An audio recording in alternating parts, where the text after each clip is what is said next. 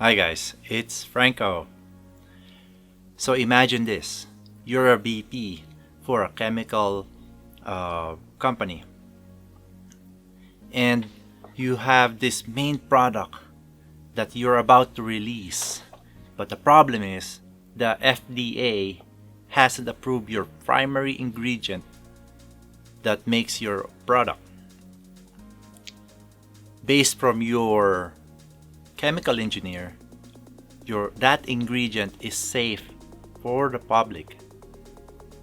So either way, it's gonna be approved, but it takes 3 months to approve it. Now, your CEO told you if you guys don't release the product or sell the product immediately, you have to lay off some people. Now, what will you do?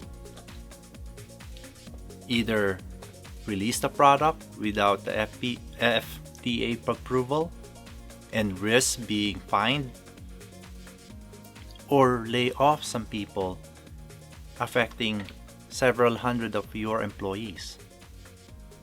What will you choose? This is the topic for your next course.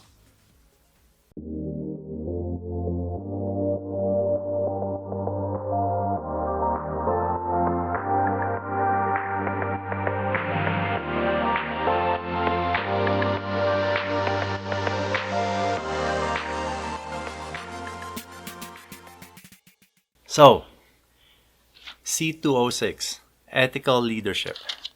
This is an easy class or an easy course.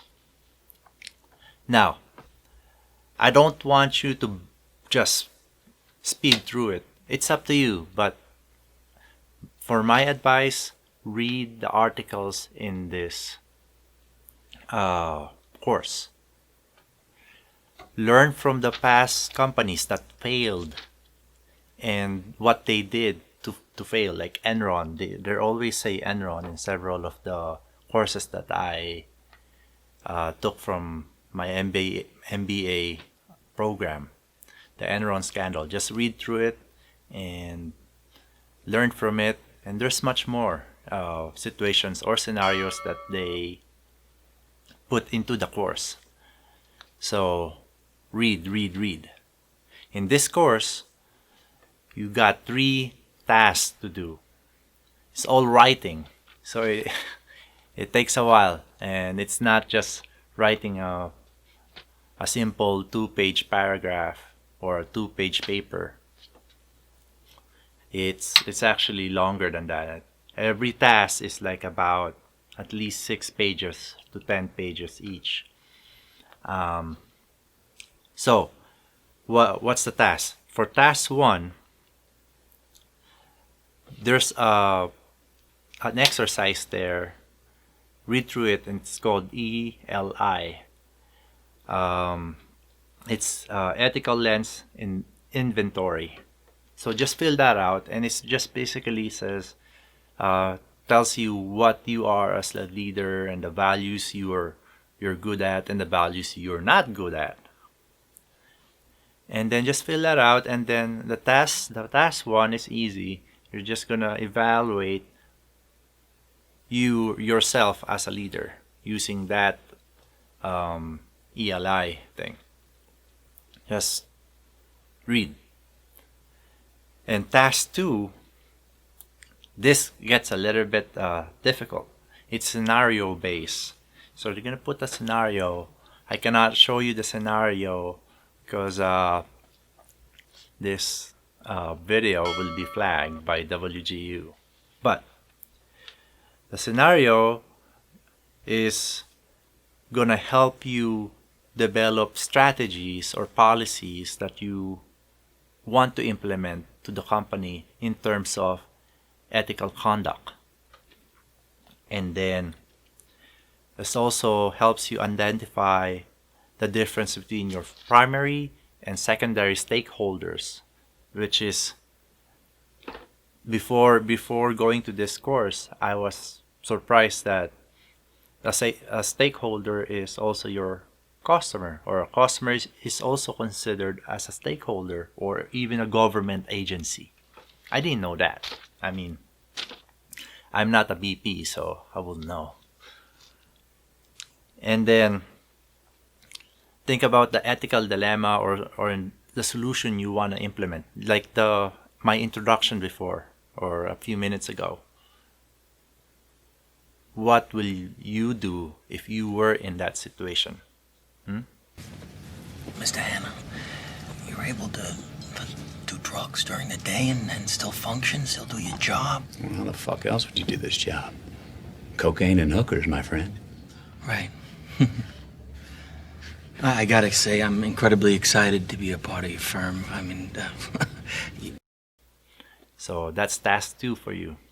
Now, task 3, and the hardest one of all, and it's the longest paper or report that I did, talks about CSR. It's corporate social responsibility. I mean, before going into this course or going into the MBA program, I always think businesses, their primary goal is obviously to make money. I mean, that's supposedly their primary goal. Some businesses are not like that. They also want to help out to the poor side of the world or help out some minority. That's their goal. Like, for instance, I don't know if you're gonna agree on this, but like Burger King, for instance, they helped out the homeless kids.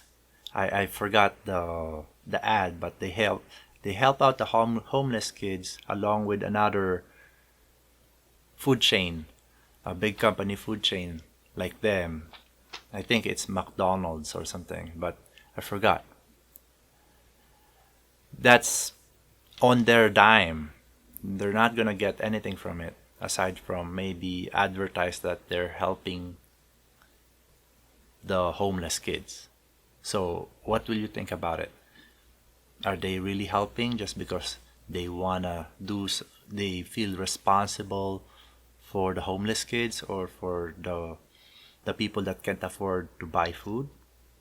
Or they're doing it because of tax exemption or they want to advertise, oh, we're a good company, blah blah blah, we're a good Samaritan. So what do you think about that? And then in this task, you're gonna choose an actual company.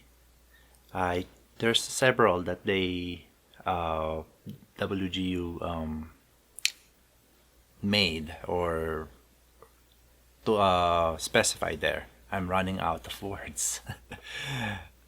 So you have to choose, and then obviously you're gonna search about their policies and ethical conduct. Every big company has one that they have as a brochure, or in this company they had it to via online. And then finally, you're gonna discuss the advantages and disadvantages of being a whistleblower. I mean,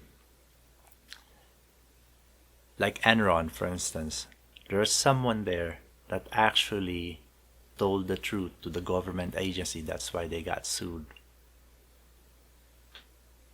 So, what are the disadvantages? Like when our whistleblowers' motivation comes from the reward money that they're gonna have if ever they succeed on taking down their own company. How long is the process? And there's two main topics here that you have to read. It's the False Claims Act and the Dodd-Frank Wall Street and Consumers Act. So you have to read on those.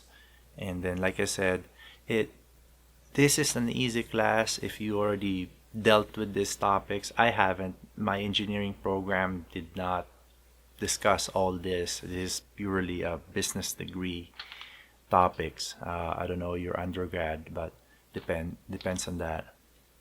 But I that's what you need to know. All right. So like I said, you can speed through this course, but I highly suggest learn from the scenarios and the past companies that they discuss, and hopefully when you become a CEO, a VP, or a branch manager, you will make better choices than these companies. Subscribe to my channel if you like this, and then obviously I cannot show you a lot. I cannot show you my paper, but I hope I give you a gist of what I did or what I feel about this course. Alrighty, have a nice day.